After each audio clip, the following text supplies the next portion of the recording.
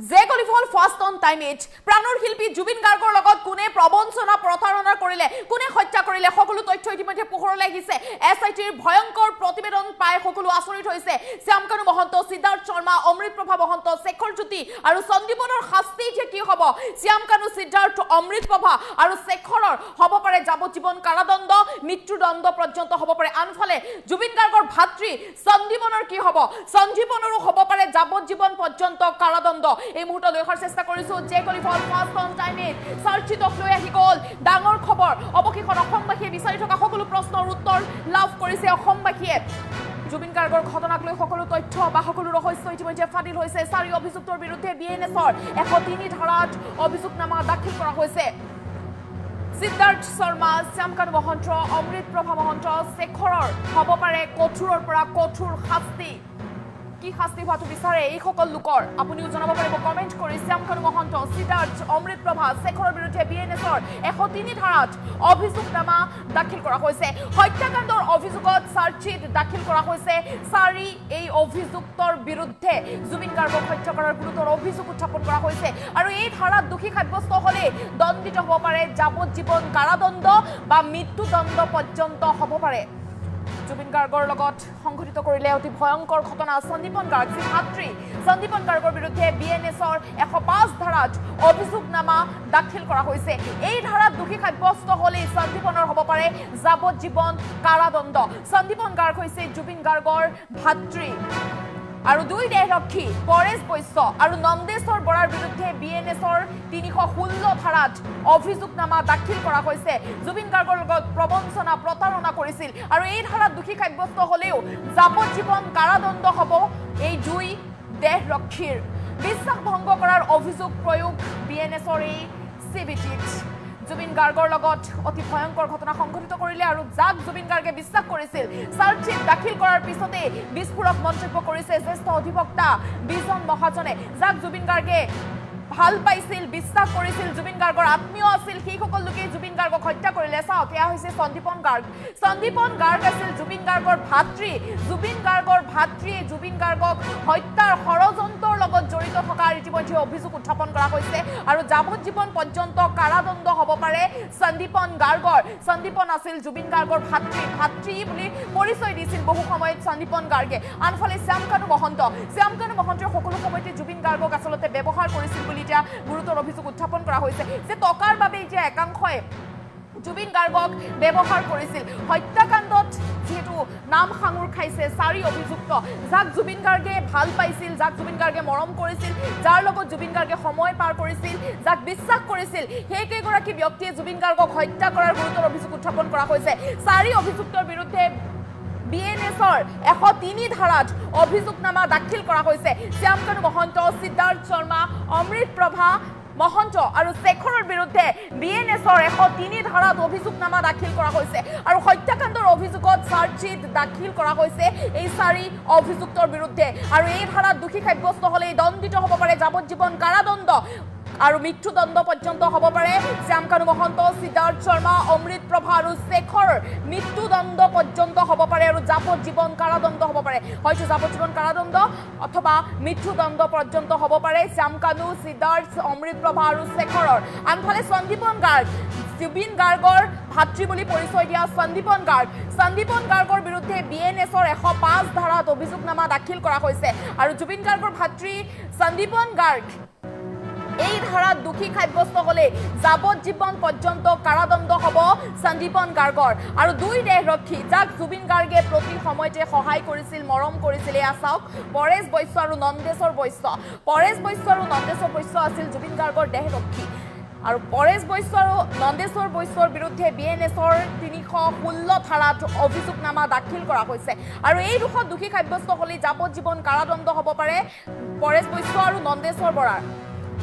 বিশ্বাস ভংগ কৰাৰ অভিযোগ প্ৰয়োগ কৰা হৈছে এই বিএনএছৰ এই চিবিটিত বিশ্বাস ভংগ কৰিলে জুবিন গাৰ্গক প্ৰতাৰণা কৰিলে প্ৰবঞ্চনা কৰিলে এই দুই দেহৰক্ষীয়ে যাক জুবিন গাৰ্গে বিশ্বাস কৰিছিল যাক জুবিন গাৰ্গে আত্মীয় বুলি ভাবিছিল সেই সকল লোকে জুবিন গাৰ্গৰ লগত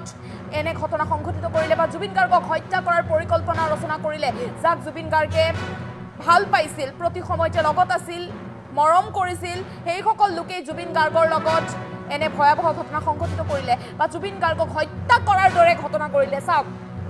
সন্দীপন গাৰ্গ জুবিন গাৰ্গৰ ভাতৃ আছিল জুবিন গাৰ্গৰ ভাতৃ বুলি পৰিচয় দিয়া সন্দীপন গাৰ্গে এই জঘন্য ঘটনাৰ লগত জড়িত হৈ পৰিল বা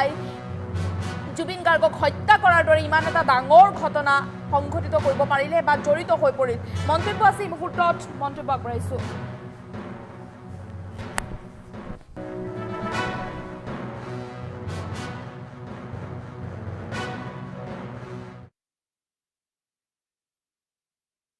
আজি SIT-য়ে চাৰ্জশ্বিট দাখিল কৰিছে আপোনালোকৰ চতুৰ্থ স্তম্ভৰ জৰিয়তে আমি যি বাতৰি আহিছে আমাৰ হাতলৈ তাৰ পৰা এইটো কথা স্পষ্ট স্বচ্ছ আৰু নিকা যে 4জন ব্যক্তিৰ বিৰুদ্ধে যিসকল ব্যক্তি ইতিমধ্যে একিউজ হিচাপে তেখেতক গ্ৰেপ্তাৰ কৰা হৈছে আৰু তেখেতকৰ 4জন ব্যক্তিৰ বিৰুদ্ধে 103 ধাৰা আৰোপ কৰিছে 103 BNS-ৰ ধাৰাটো তাহানিৰ IPC 302 IPC লেখিয়া অৰ্থাৎ মাৰ্ডাৰৰ ধাৰা সন্নিৱিষ্ট কৰা হৈছে সেই ব্যক্তিকেইজন হ'ল শ্যাম কানু মহন্ত সিদ্ধাৰ্থ শৰ্মা অমৃত প্ৰভা মহন্ত আৰু শেখৰজ্যোতি গোস্বামী এই 4জন ব্যক্তিৰ বিৰুদ্ধে চতুৰ্থ স্তম্ভৰ জৰিয়তে আমি যি খবৰ পাইছোঁ যে তেখেতৰ বিৰুদ্ধে 103 এই চাৰ্জশ্বিটখনত আৰোপ লগাইছে 103 BNS নিশ্চিতভাৱে মাৰ্ডাৰৰ সংলগ্ন ধাৰা অৰ্থাৎ মাৰ্ডাৰ কৰিলে যি ধাৰা সন্নিৱিষ্ট হ'ব লাগে সেই ধাৰাটো সন্নিৱিষ্ট কৰিছে আৰু তাৰ ট্ৰাইলৰ অন্তত যদি দোষী সাব্যস্ত হয় মৃত্যুদণ্ডৰে তেনে ব্যক্তি দণ্ডিত হ'ব পাৰে বা যাৱজ্জীৱন কাৰাদণ্ডৰে দণ্ডিত হ'ব পাৰে লগতে ফাইনৰ বিধানো আছে এজন পুলিচ বিষয়াকো গ্ৰেপ্তাৰ কৰা হৈছিলে তেখেতৰ বিৰুদ্ধে যি ধাৰা আৰোপ কৰিছে সেই ধাৰাটো হৈছে section 105 of the BNS culpable homicide not amounting to murder এই ধাৰাটোতো যদি ট্ৰাইলৰ অন্তত দোষী সাব্যস্ত হয় তাতো যাৱজ্জীৱন কাৰাদণ্ডৰ বিধান আছে আৰু দুজন PSক গ্ৰেপ্তাৰ কৰা হৈছিলে এই PSO দুজনৰ বিৰুদ্ধে 316 BNS এই ধাৰাটো সেকশ্যন 316 BNS এই ধাৰা আৰোপ কৰা হৈছে আৰু এই ধাৰাটো যাৱজ্জীৱন কাৰাদণ্ডৰ বিধান আছে ট্ৰাইলৰ অন্তত যদি দোষী সাব্যস্ত হয় BNSS-ত 346 বোলা এটা ধাৰা লিপিবদ্ধ আকাৰত আছে intention of the legislature was clear যে 346ত লিপিবদ্ধ আকাৰত এই ধাৰাটোত কোৱা হৈছে যে গুৰুত্বপূৰ্ণ গোচৰ এনেধৰণৰ গোচৰবিলাকৰ যি দৈনন্দিন ট্ৰায়েল প্ৰক্ৰিয়া সেইটো দৈনন্দিন ভিত্তিত হ'ব লাগে আৰু এনে গোচৰত সাধাৰণতে এডজনমেণ্ট বিচাৰিলে ডিফেন্সেই হওক বা প্ৰচিকিউশ্যনেই হওক এডজনমেণ্ট সাধাৰণতে দিয়াটো কাম্য নহয় বুলি এই ধাৰাটোত সন্নিৱিষ্ট হৈ আছে চাওক যিহেতু এই চাৰ্জশ্বিটখন অতি বৃহৎকায় ইয়াত নিশ্চিতভাৱে প্ৰতিজন ভাৰতীয় নাগৰিকে চাৰ্জশ্বিটৰ প্ৰতিলিপিৰ বাবে আবেদন কৰিব পাৰিব পাৰাততো কোনো বাধা থাকিব নোৱাৰে খালি বিধান আছে যি বিধানৰ জৰিয়তে এই চাৰ্জশ্বিটৰ কপি ব্যক্তিয়ে বিচাৰিলে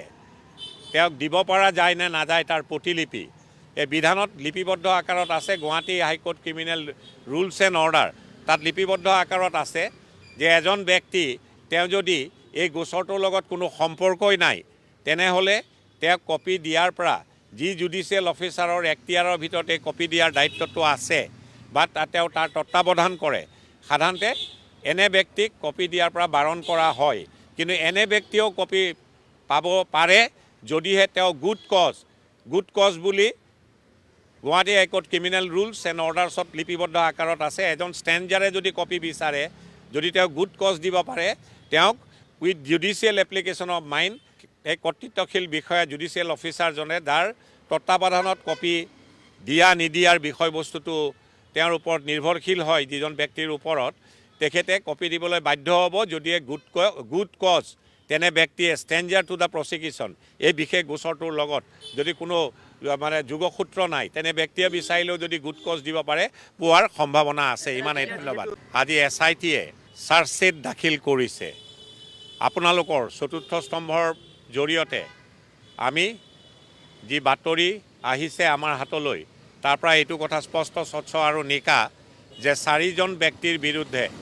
যিসকল ব্যক্তি ইতিমধ্যে একিউজ হিচাপে তেখেতক গ্ৰেপ্তাৰ কৰা হৈছে আৰু তেখেতৰ 4জন ব্যক্তিৰ বিৰুদ্ধে 103 ধাৰা আৰোপ কৰিছে। 103 BNSৰ ধাৰাটো